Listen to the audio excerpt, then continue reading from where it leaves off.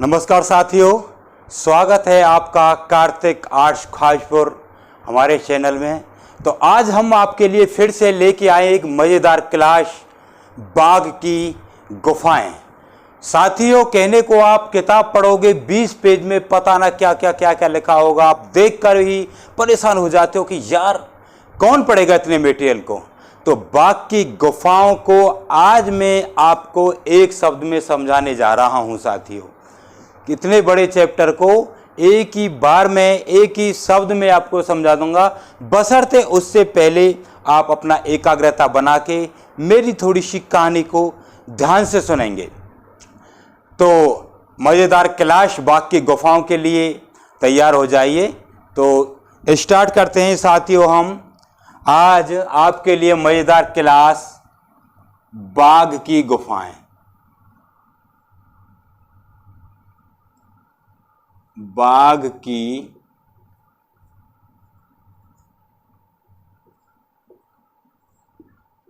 गुफाएं। तो साथियों, बाघ की गुफाओं को समझने के लिए कौन कौन से चित्र कैसे कैसे क्या हैं, थोड़ा सा मैं बाद में आपको समझाऊंगा, लेकिन फिलहाल आप मेरी एक छोटी सी कहानी सुन लीजिए कि इसमें चित्र किससे रिलेटेड है। साथियों, क्या होता है कि एक महाराज होते हैं और वो महाराज बौद्ध धर्म स्वीकार कर लेते हैं। जब वो बौद्ध धर्म स्वीकार कर लेते हैं और महात्मा बुद्ध के पास जब वो बौद्ध दीक्षा लेने के लिए अपने सब सुख संसार राजपाट को छोड़कर चले जाते हैं, तो क्या होता है साथियों, ये इसमें दर्शाया गया है। तो इसमें साथियों गुफा नंबर 4 का जो दरवाजा है, गुफा नंबर 4 के दरवाजे से लेके गुफा नंबर 5 के दरवाजे तक बरामदा जो होता है, उस बरामदे में साथियों 6 फुट ऊंचा और 45 फुट लंबा एक पैनल है। उस पैनल पर ये चित्र, एक पेंटिंग बने हुए हैं, जिनमें उन चित्रों के द्वारा ये कहानी चित्रित है, जिसको मैं बताने के लिए जा रहा हूं। तो एक राजा जब बौद्ध धर्म स्वीकार कर लेते हैं तो उनकी जो महारानी होती है उसकी दशा ऐसे हो जाती है जैसे अजंता में नंद की घरवाली जो राजकुमारी की दशा हो जाती है, मरणांशर राजकुमारी का जो चित्र है। तो इसमें क्या साथियों कि वो जो है रानी है, वो अपने सीधे हाथ को मुंह पर रखकर और यो हाय अब मेरा क्या होगा, मेरे तो महाराज मुझे छोड़कर चले गए, वो रो रही है, विलाप कर रही है। पहले चित्र में महारानी एक हाथ को अपने माथे पर रख रखा है सिर पर, और दूसरे हाथ की इस मुद्रा में है, और वो विलाप कर रही है कि मेरे महाराज मुझे छोड़कर चले गए, बौद्ध धर्म स्वीकार कर लिया, सब कुछ त्याग कर दिया, अब मैं करूं तो कैसे करूं। उस महारानी के पास बैठी हुई एक जो दूसरी औरत है, वो उनको समझा रही है कि कोई बात नहीं, होने को कौन टाल सकता है, जो होता है भले के लिए होता है। अगले चित्र को देखते हैं तो उसमें जो 4 भद्र पुरुष हैं वो आपस में मंत्रणा कर रहे हैं। कुछ रानी की दशा के, और 2 कह रहे हैं कि हाँ यार जो हुआ अच्छा हुआ, क्योंकि उनमें से 2 पैनल बैठे, 2 अलग बैठे हुए हैं पुरुष, 2 अलग बैठे हुए हैं। तो 2 पहले पुरुष जो साधारण पुरुष बैठे हुए हैं, उनकी एक की गद्दी का रंग नीला है और एक की गद्दी का रंग पीला है। पीला रंग गर्म होता है, नीला रंग ठंडा होता है। तो ये भी एक कहीं ना कहीं संकेत है कि वो चमक दमक की दुनिया को छोड़कर एक शांत माहौल में चले गए हैं, सब कुछ त्याग कर। और जो 2 व्यक्ति हैं वो थोड़ा राजसी घराने से लगते हैं, क्योंकि उन्होंने अपने सिर पर मुकुट पहन रखे हैं। जब वो आगे चलते हैं तो देखते हैं कि जो है 6 अप्सराएं हैं, वो नृत्य कर रही हैं, और उनके बीच में एक पुरुष है। इसी में एक इसका दूसरा चित्र है जिसमें 7 जो है वादिका हैं, वो गीत गा रही हैं, उनके बीच में भी एक पुरुष है। तो शायद ये उस रानी ने अप्सराओं को भेजा होगा या राजघराने के उनके और चाहने वालों ने भेजा होगा कि शायद इनको नृत्य को, संगीत को सुनकर राजा का मन बदल जाए और वो बौद्ध धर्म स्वीकार ना करें, गृह त्याग ना करें। लेकिन वो फिर भी चले जाते हैं। तो क्योंकि उससे जो अगला चित्र हम देखते हैं उसमें क्या होता है, हाथी घोड़ों का जो एक दल है वो आगे की तरफ जा रहा है, जहां पर एक जो महात्मा बुद्ध बैठे हुए कुछ लोगों को दीक्षा दे रहे हैं। तो इस प्रकार के इस कहानी से जुड़े हुए इसमें आपको चित्र मिलेंगे। तो ये तो रही थोड़ी सी कहानी, क्योंकि ये कहानी आपने ध्यान से सुन ली होगी मुझे उम्मीद है, तो आपको बाघ की गुफा बहुत ही आसानी से समझ में आ जाएगी। अच्छा, दूसरा साथियों, एक इसके टाइम पीरियड को लेके मैं आपको एक और बात बताता हूं कि एक थे महाराज शुभंदु, एक थे हमारे महाराज शुभंदु, और महाराज जो शुभंदु थे साथियों वो महेशमती राज्य के राजा थे। महेशमती नाम तो आपने सुना होगा, बाहुबली फिल्म में बहुत फेमस नाम रहा है महेशमती। तो महेशमती जो राज्य था उस राज्य के राजा थे महाराज शुभंदु। तो उनका एक ताम्रपत्र गुफा नंबर 2 है उसमें मिला है, उसके आधार पर भी इसका जो है समय निश्चित होता है। और दूसरी बात मैं बता दूं, जो कहानी बताई है इसको और अच्छे समझने के लिए, तो क्या होता है कि महाराज शुभंदु जो है, एक उनके राज्य में गांव होता है जिसका नाम था दासिलकलपल्ली। एक दासिलकलपल्ली नाम का एक गांव था महाराज शुभंदु के महेशमती राज्य में। तो उस दासिलकलपल्ली गांव को वो कलायन के लिए दान में कर देते हैं। कलायन यानी कि एक कलायन नाम का एक बौद्ध विहार के लिए वो दान कर देते हैं। इसीलिए इन गुफाओं का एक नाम, बाघ की गुफाओं का एक नाम कलायन की गुफा भी है साथियों। बाघ की गुफा क्यों है, अब यहां से अब हम आपको पढ़ाना शुरू करते हैं। तो इसके ले लेते हैं पहले नामकरण, बाघ की गुफाओं का नामकरण, कि इनका नाम, बाघ की गुफाओं का नाम, इनमें सबसे पहला जो नाम है साथियों वो तो हो गया नंबर 1। इस गुफाओं का नाम है बाघ की गुफाएं। बाघ की गुफाएं। दूसरा नाम हो गया कलायन की गुफाएं। कलायन की गुफाएं। और तीसरा एक और नाम है साथियों इनका, 5 पांडु की गुफाएं। 5 पांडु की गुफाएं। तो साथियों बाघ की गुफाएं, इन गुफाओं का नाम क्यों पड़ा, क्योंकि ये गुफाएं बागमती नदी है, एक नर्मदा नदी की सहायक नदी है बागमती नदी। तो उससे लगभग 2-3 मील उसके से आगे हैं, लगभग उसके समीप ही हैं। तो या तो उस बागमती नदी के नाम पर इनका नाम बाघ पड़ा है, या साथियों इसके समीप एक बाघ नाम का गांव है, उस गांव के नाम पर इन गुफाओं का नाम बाघ पड़ा है, पहला नंबर। दूसरा नंबर कलायन की गुफाएं। तो वो मैंने बता दिया साथियों आपको कि कलायन नामक बिहार के लिए महाराज शुभंदु ने इनको दान किया था, इसलिए इनका नाम एक दूसरा नाम कलायन भी है। तीसरा 5 पांडु की गुफाएं, क्योंकि वहां के जो उस गांव के बाघ के गांव के आसपास के गांव के जो निजी व्यक्ति हैं साथियों, वो इन गुफाओं को 5 पांडु गुफाओं के नाम से पुकारते हैं। यानी आम बोलचाल की भाषा में वो इन गुफाओं को 5 पांडु की गुफाएं कहते हैं। जैसे एलोरा की गुफाओं को वहां की आम भाषा में वैरूल की गुफाएं कहते हैं, तो ठीक उसी प्रकार इन गुफाओं को भी वहां के निजी जो लोग हैं वो पांच पांडु गुफा के नाम से पुकारते हैं, तो इनका इसलिए एक अन्य नाम जो है पांच पांडु की गुफा भी है। तो ये हो गया साथियों इन गुफाओं का नामकरण। उम्मीद है मुझे आपको बहुत अच्छे से समझ में आ रहा होगा और आपने स्क्रीनशॉट भी ले लिया होगा। नहीं लिया हो तो दोबारा बैक करके या क्रॉप करके या पुश करके देख सकते हैं। अब साथियों यहां से आगे हम इसकी स्थिति के बारे में देखते हैं कि ये बाकी गुफाएं कहां हैं। तो इनकी देखते हैं साथियों स्थिति।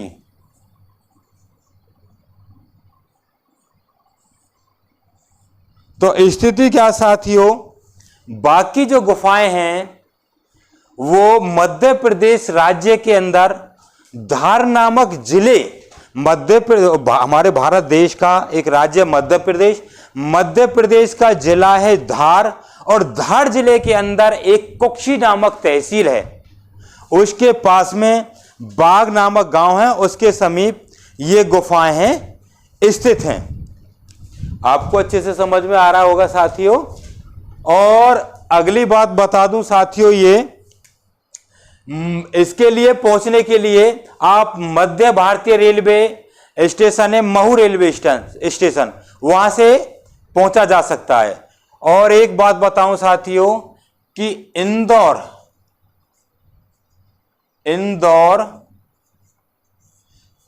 से ये 150 किलोमीटर दूर हैं। इंदौर से 150 किलोमीटर दूर। और अजंता की गुफाओं से, अजंता की गुफाओं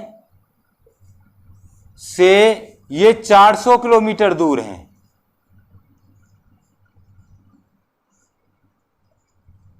इंदौर से 150 किलोमीटर दूर और अजंता की गुफाओं से 400 किलोमीटर दूर हैं, जो विंध्याचल पर्वत श्रेणी के समीप हैं। विंध्याचल पर्वत श्रेणी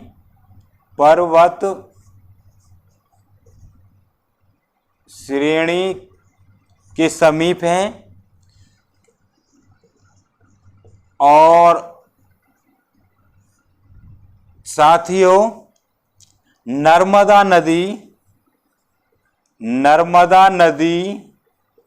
की एक सहायक नदी है बागमती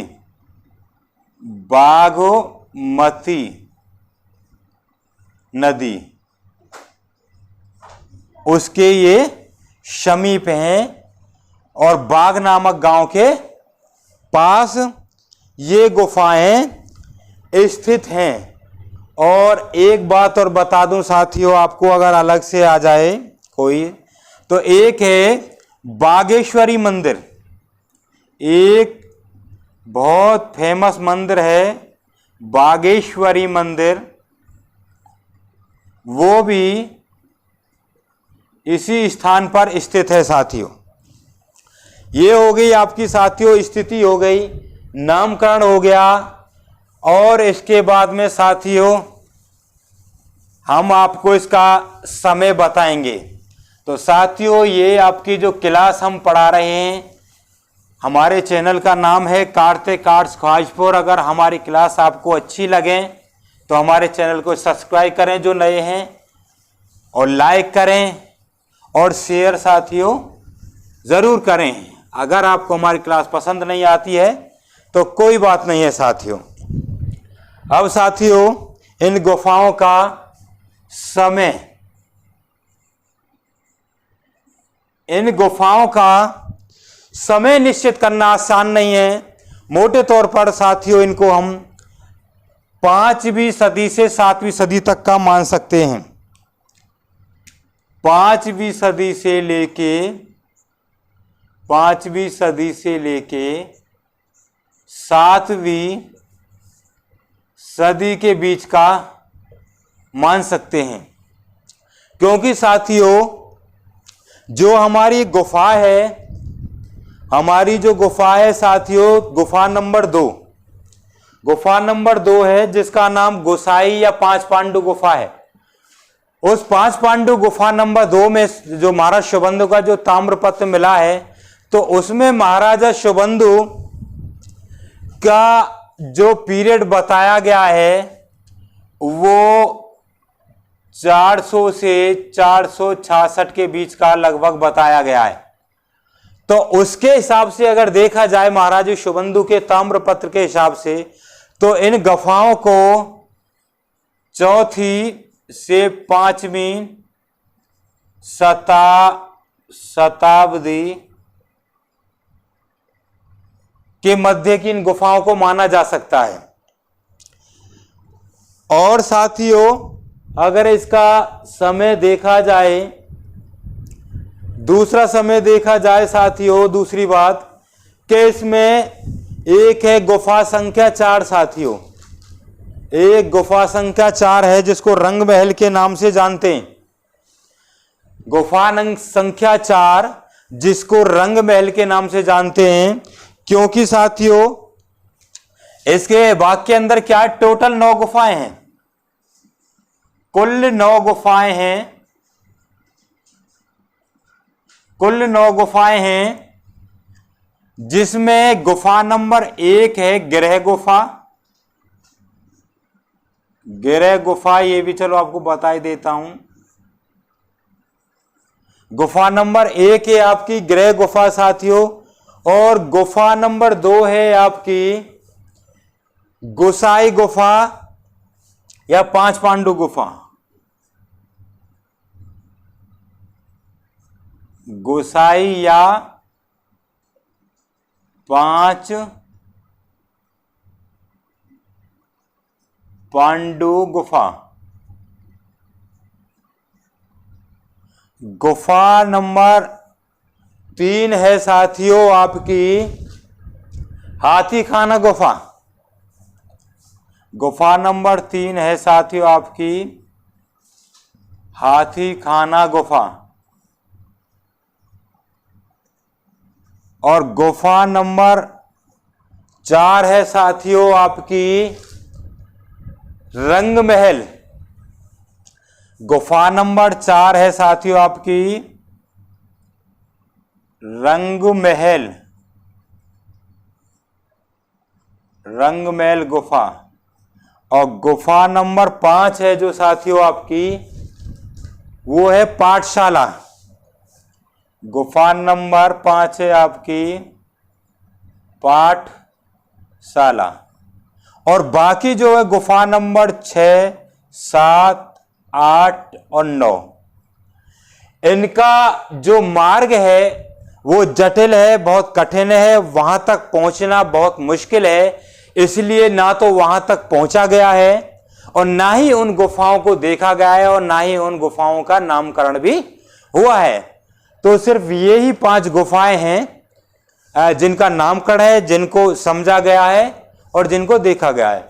तो साथियों हम चल रहे थे बाकी गुफाओं के समय पर, तो मोटे तौर पर इनको समय 5वीं से 7वीं सदी मान लिया गया है, क्योंकि महाराजा शुभंदु के ताम्रपत्र के अनुसार इनसे 4वीं से 5वीं शताब्दी माना गया है साथियों इन गुफाओं को। और साथियों ये जो है गुफा संख्या 4 मैंने बताया था, इस गुफा नंबर संख्या 4 जो रंग महल गुफा है, इसमें एक जुलूस का चित्र है साथियों। गुफा संख्या 4 में साथियों एक जुलूस का चित्र है और उसको गुफा संख्या तीसरी गुफा संख्या 4 जो रंग महल, गुफा संख्या 4 जो है रंग महल, उसमें साथियों एक जुलूस का चित्र है। ऐसे मैं देख रहा हूं, हाँ गुफा संख्या 4 में एक जुलूस का चित्र है साथियों। किसका चित्र है गुफा संख्या 4 में? जुलूस का,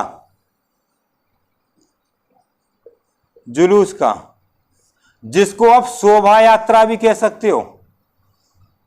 शोभा यात्रा, यह भी पूछा जा सकता है कि बाघ की गुफाओं के कौन सी नंबर गुफा में जुलूस का चित्र है।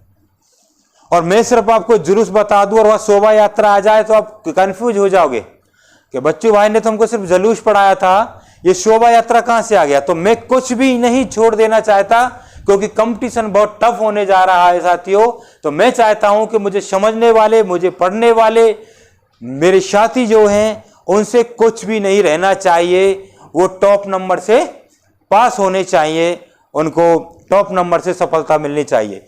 तो ये जो जुलूस का चित्र है या शोभा यात्रा का चित्र है, तो साथियों इस चित्र में एक कै वर्ण बना हुआ है। कै जो स्वर व्यंजन होते हैं हमारे हिंदी के, उसमें जो पहला व्यंजन होता है कै, इसमें वो कै भी छपा हुआ है। अब उस कै के हिसाब से साथियों इसका जो टाइम निश्चित किया गया है, एक हमारे विद्वान है एम.बी. गेर्डे, एक हमारे विद्वान हैं एम.बी. गेर्डे, एम.वी. गेर्डे। तो एम.बी. गेर्डे के अनुसार इस गुफा का जो समय है 6ठी से 7वीं शताब्दी माना गया है। 6ठी से 7वीं, क्योंकि ये जो कै वर्ण हैं ये लगभग 6ठी 7वीं शताब्दी ईस्वी के जो बीच के जो पीरियड था उसी में ये जो है चित्र, ये जो कै अक्षर है ये आया था। तो इसलिए उन्होंने गेर्डे साहब ने इस कै अक्षर की वजह से इन बाघ की गुफाओं का जो समय है वो 6ठी से 7वीं शताब्दी इसको माना है। एक और हमारे विद्वान है साथियों फर्ग्यूसन और वर्गेश, एक और विद्वान है साथियों हमारे फर्ग्यूसन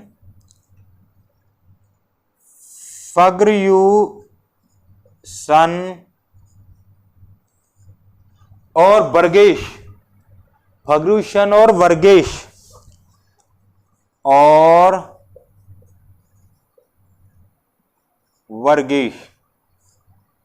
इन्होंने इन गुफाओं का जो पीरियड माना 200 ईस्वी माना है।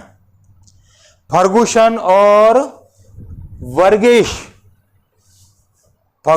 वर्गेश जो हैं इन्होंने साथियों इन गुफाओं का जो समय माना है वो 200 ईस्वी माना है।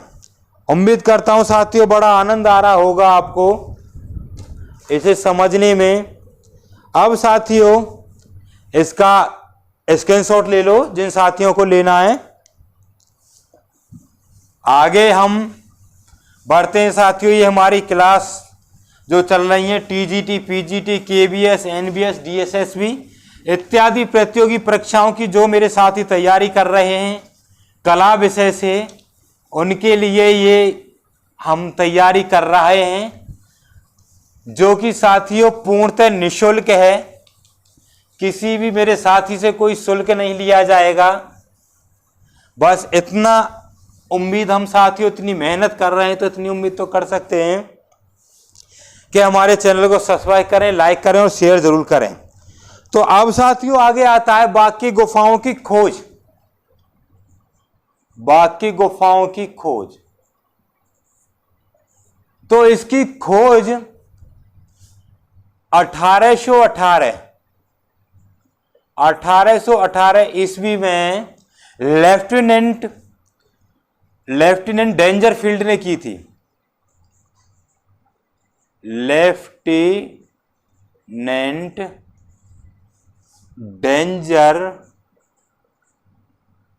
डेंजरफील्ड, इसकी खोज लेफ्टिनेंट डेंजरफील्ड ने की थी। और इसे याद रखना कोई बहुत बड़ी बात नहीं है क्योंकि बाघ पशु जो, मान लीजिए बाघ एक पशु है और पशु कैसा होता है, बाघ पशु कैसा होता है, बहुत डेंजर होता है। बाघ पशु कैसा होता है साथियों, बहुत ही डेंजर होता है। तो सीधी सी बात है, आप बड़े आराम से समझ सकते हो। तो बाघ की गुफाओं की खोज किसने की थी? 1818 में डेंजरफील्ड ने की थी। और उन्होंने इसके बारे में एक पत्रिका है साहित्यिक विनिमय संघ एक पत्रिका है साथियों, साहित्यिक विनिमय संघ, साहित्यिक विनिमय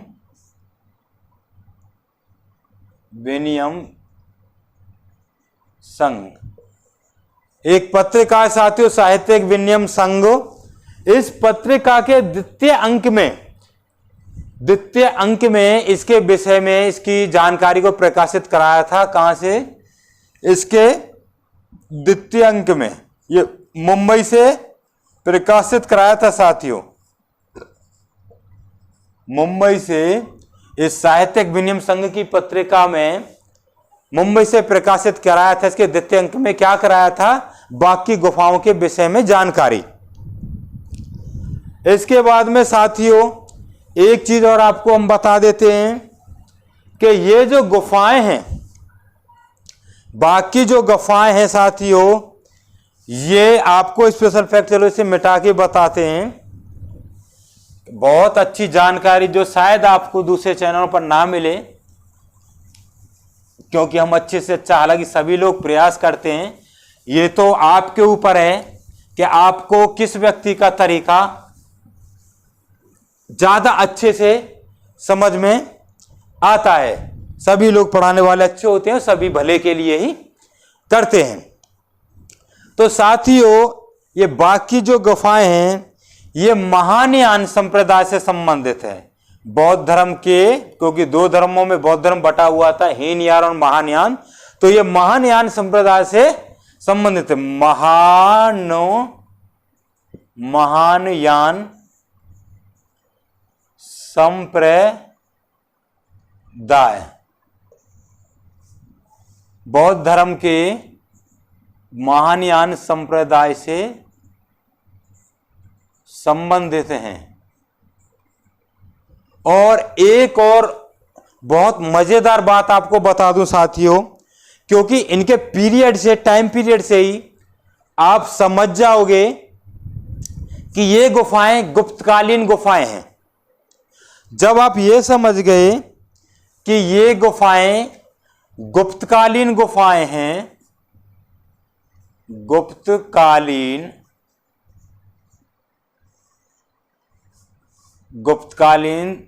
यानी गुप्तों ने या उनके सामंतों ने इनको बनाया था, जब गुप्तकालीन है तो एक बात आप समझ जाओगे कि एक थे चीनी यात्री हेनसांग, जिन्होंने अजंता को देखा था, और वो भारत में हर्षवर्धन के टाइम पे आए थे।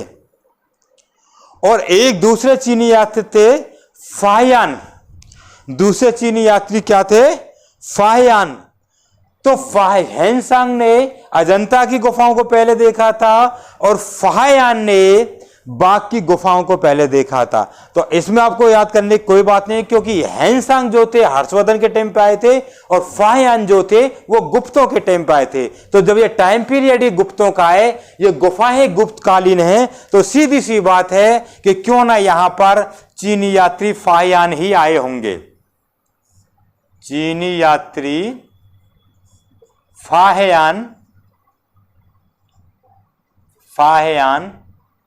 यहां पर आए और उन्होंने सर्वप्रथम इन गुफाओं को देखा था।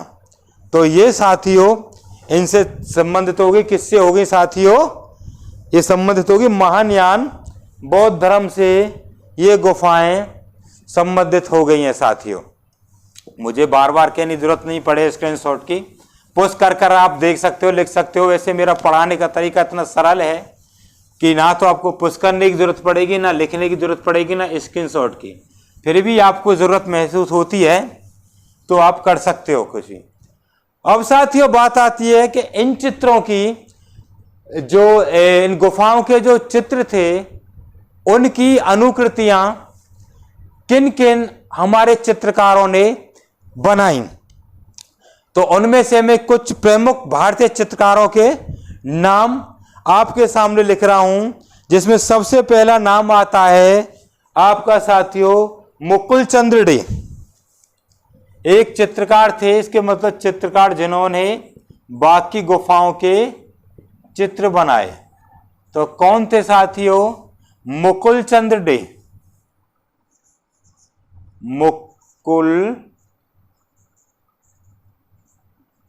मुकुल चंद्र डे। इन्होंने साथियों 1920 में 1920 ईस्वी में बाकी गुफाओं के चित्र बनाए। उसके बाद में आगे साथियों आपके असित कुमार हलधर, असित कुमार हलधर और नंदलाल बोस,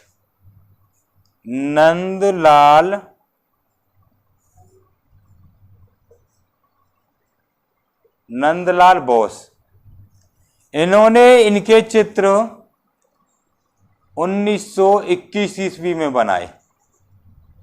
मुकुल चंद्र डे ने 1920 में और असित कुमार हलदर और नंदलाल बोस ने 1921 में इनके चित्र बनाए। और एक साथियों एक बात और मैं आपको बताना चाहता हूं कि ये असित कुमार हलदर एक ऐसे चित्रकार हैं जिन्होंने बाकी गुफाओं के चित्र बनाए, अजंता की गुफाओं के चित्र बनाए और इसके साथ साथ साथियों जोगीमारा की गुफाओं के भी चित्र जो इन्होंने बनाए। अगले हमारे जो चित्रकार हैं साथियों ए बी भोसले।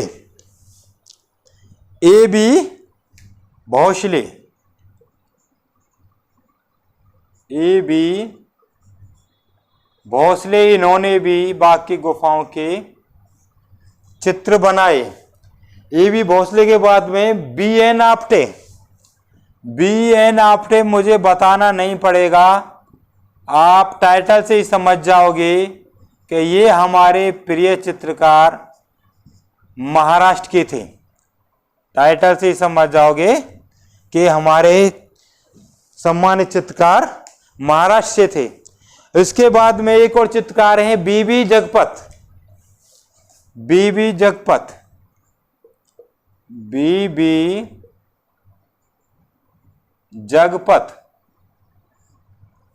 और अगले चित्रकार हैं साथियों जो अर्मीनियम प्रदेश के थे। एक हमारे विदेशी चित्रकार हैं जो अर्मीनियम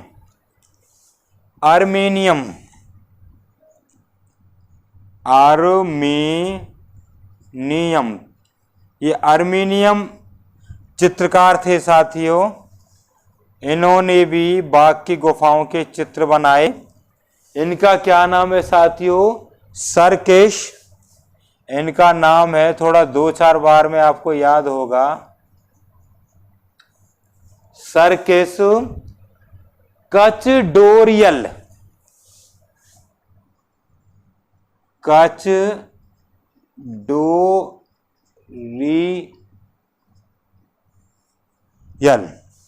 अर्मीनियम चित्रकार थे सरकेश कचडोरियल। इन्होंने भी बाकी गुफाओं के चित्र बनाए।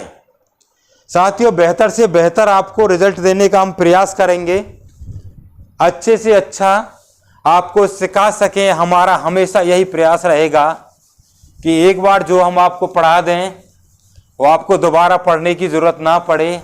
आपको आपके ही अंदाज में, आपके ही शब्दकोश में, जो आपके बिल्कुल मातृभाषा है, उन्हीं शब्दों का प्रयोग करके हम आपको आपके बहुत नज़दीक, आपके दिल के बहुत करीब पहुंचकर आपको अच्छे से पढ़ाने का प्रयास हमारा जारी रहेगा। इसके बाद में साथियों अब आप कहोगे कि हम अगर इन चित्रों को देखना चाहें तो कहाँ देख पाएंगे? साथियों मैंने भी कई बार प्रयास किया है कि मैं जैसे अब मैं आपको बोलकर पढ़ा रहा हूं या लिखकर समझा रहा हूं, तो साथियों आप मुझसे बस जुड़े रहिए। आपको मेरी ऐसी वीडियो मिलेंगी जहां आपको बहुत अच्छे से समझाने के लिए मैं उन स्थानों पर गया हूं जिसके बारे में आपको पढ़ाना है। इसके लिए साथियों मैंने आपके सामने एलिफेंटा केव की जो है, जो एलिफेंटा की गुफाएं हैं उनकी वीडियो डाल दी है। आने वाले समय पे जल्दी साथियों आपको अजंता की गुफाओं की भी वीडियो डालूंगा, जो मैं वहां के जाके गया, वहां का मैंने गहन अध्ययन किया। क्योंकि क्या है साथियों, अब से पहले 1800, 1500, 1600 या जब भी जो किताबें लिख दी जिसने, जैसे भी वही अदल बदल के किताबों में वही छपता आ रहा है, जो कि बहुत कुछ बदल गया है। तो सिर्फ पढ़ने से काम नहीं चलता, देखना भी बहुत जरूरी है। और सभी मेरे भाई हर जगह जा नहीं सकते, इतना समय नहीं है कि वो जाएं, हालांकि जाना चाहिए, क्योंकि शिक्षा जो साथियों वो दर्शन पर आधारित है। आप जितना घूम लोगे, इतना ज्यादा समझ लोगे, इतने बड़ा आपका शब्दकोश हो जाएगा, इतनी बड़ी आपकी नॉलेज हो जाएगी। लेकिन जो मेरे भाइयों के पास समय का अभाव है, वो नहीं जा पाते, तो उनके लिए इस बात को ध्यान में रख के मैं खुद गया, मैं अजंता गया, मैं एलोरा गया, मैं एलिफेंटा गया, मैं कानेरी गया। तो मैंने एलिफेंटा के अजंता की गुफाओं की वीडियो डाल दी, आप देख सकते हैं। और मैं आने वाले समय पर आपकी अजंताओं की भी लाइव वीडियो डालूंगा और एलोरा की भी लाइव वीडियो डालूंगा मैं। और आपके जयपुर राजस्थान के बारे में भी बहुत ही इंटरेस्टिंग आपको जो वीडियो है उसको भी डालूंगा। क्योंकि मेरा मानना यह नहीं है कि प्रेशर के साथ पढ़ाया जाए, मेरा मानना है कि खेल खेल में पढ़ाया जाए। ये सोच करना पड़े कि नहीं है हमें बस पेपर में पास होना है, प्रतियोगी परीक्षा को पास करना है, जॉब लेनी नहीं, इसलिए पढ़ें कि आप पास होने के बाद जब अध्यापक बन जाओ और उसके बाद में आप भी कब आने वाले समय पे स्टूडेंटों को पढ़ाओ, तब तक भी आपको एक कंठस्थ रहे, ताउम्र आपको याद रहे। इस बात को ध्यान में रखकर मैं आपको पढ़ाता हूं और समझाता हूं। तो चलिए साथियों अब आगे चलते हैं कि इसके जो चित्र हैं वो चित्र कहां पर सुरक्षित हैं, ये चित्र कहां पर सुरक्षित हैं। क्योंकि भविष्य में अगर आप जाना चाहो तो वहां पर जा सकते हो। एक साथियों ग्वालियर दुर्ग के गुजरी महल की कहां पर सुरक्षित हैं, ग्वालियर, ग्वालियर, ग्वालियर दुर्ग, दुर्ग का मतलब हो गया किला, ग्वालियर दुर्ग का एक गुजरी महल का गुजरी महल की 12 द्वारी, 12